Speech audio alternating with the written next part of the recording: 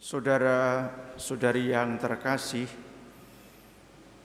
kita dibuat terheran-heran, penuh tanda tanya. Apa yang sebenarnya terjadi pada diri orang-orang di sekitar Yesus pada waktu itu? Semula mereka gegap gempita mengelu-elukan Yesus dengan berkata, "Hosana, diberkatilah Dia yang datang dalam nama Tuhan." Dalam beberapa saat saja, orang-orang yang sama berubah sikap dengan berseru, "Salibkanlah Dia." Seruan kemuliaan kepada Putra Allah berubah cepat menjadi teriakan hujatan. Semula mereka menyambut Yesus sebagai Raja yang rendah hati, dan tidak lama kemudian mereka menyalibkan. Saudara-saudari yang terkasih, apakah memang begitu ciri khas kerumunan orang banyak? Mereka memilih untuk mendapatkan keuntungan atau kesempatan bagi dirinya sendiri dengan mengabaikan prinsip hidup. Akan tetapi mereka tidak peduli akan hidup dan masa depan orang lain. Mereka itu mencari apa saja yang membuat dirinya lebih aman, lebih nyaman, walaupun harus menyangkal kebenaran dan mengkhianati orang yang baik. Mereka dengan cara apapun tidak ragu untuk mengesampingkan kebenaran, mengesampingkan kebaikan, serta mengorbankan orang yang senyatanya tidak berdosa. Itulah sikap kerumunan orang banyak pada waktu itu terhadap Yesus. Itulah sikap pula yang ditunjukkan oleh Yudas, salah seorang murid Yesus sekaligus pemegang uang kas. Mula-mula ia melayani Yesus, dan dalam perjalanan waktu ia menjualnya.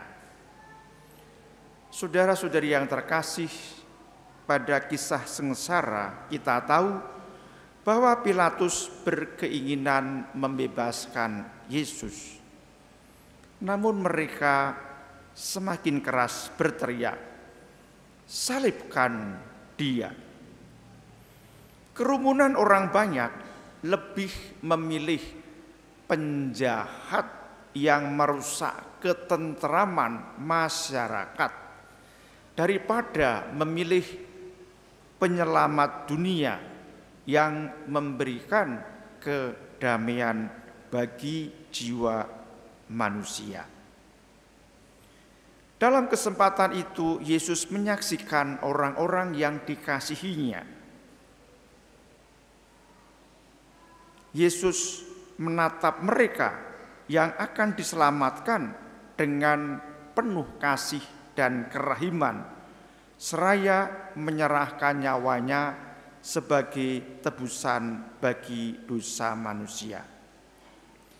Saudara-saudari yang terkasih, Yesus berada di atas kayu salib, menyaksikan di bawahnya ada Yohanes, murid yang dikasihinya, dan Maria, ibundanya. Kita semua berharap Semoga kita tetap sanggup setia berada di tengah godaan maupun ancaman. Kita tidak ingin meniru kerumunan orang banyak yang bersikap plin-plan.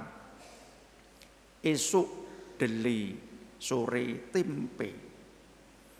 Mereka tidak bersedia berjuang menghayati kebaikan, berjuang menghayati kebenaran, berjuang menghayati kekudusan dengan menanggung resiko.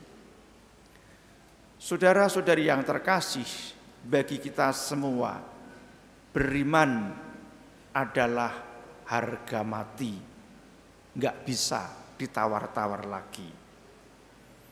Iman kepada Yesus itu merupakan sesuatu yang sangat berharga sehingga tidak dapat dinilai dengan hal-hal duniawi. Maka marilah kita mohon rahmat kepada Tuhan agar kita sanggup tidak menukar iman dengan pangkat atau jabatan, agar kita sanggup tidak menukar iman dengan kemakmuran atau kenyamanan. Sebab Yesus yang telah ditinggikan di kayu salib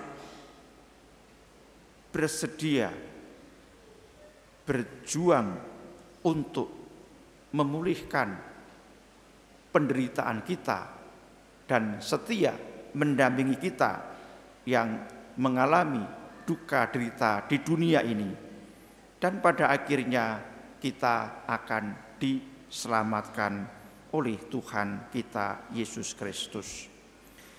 Dimuliakanlah Tuhan kini dan sepanjang masa. Marilah kita berdiri, kita memperbarui iman kepercayaan kita.